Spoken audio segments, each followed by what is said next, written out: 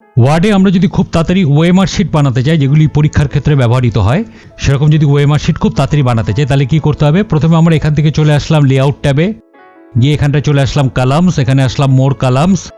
এবার এখান থেকে এসে আমরা নাম্বার অফ কলামস এটিকে দুটি ভাগে ভাগ করে নিলাম, আর এখানে অ্যাপ্লাই টু হোল ডকুমেন্ট আছে, আমরা এখান থেকে করে দিলাম দিস পয়েন্ট ফরওয়ার্ড, লিখককে করে দিলাম। তাহলে এখানে যে ওপরে ওএমআর শিট কথাটি আছে সেটি মাঝখানেই থেকে গেল।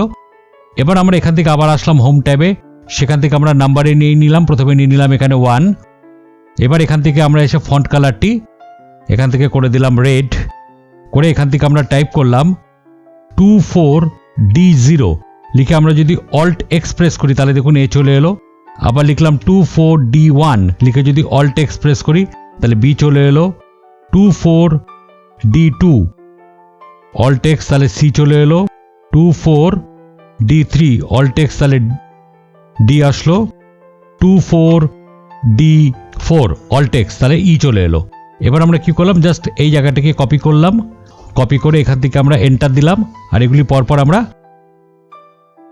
পেস্ট করতে থাকলাম। দেখুন এখানে পরপর আমি পেস্ট করে যাচ্ছি, পরপর এখানটা চলে আসছে, ওখান থেকে লাস্ট অবধি চলে আসলে আবার দেখুন পাশের কলমে চলে আসলো। এইভাবে আমরা ওএমআর শিট খুব তাড়াতাড়ি এমএস ওয়ার্ডে বানিয়ে ফেলতে পারি।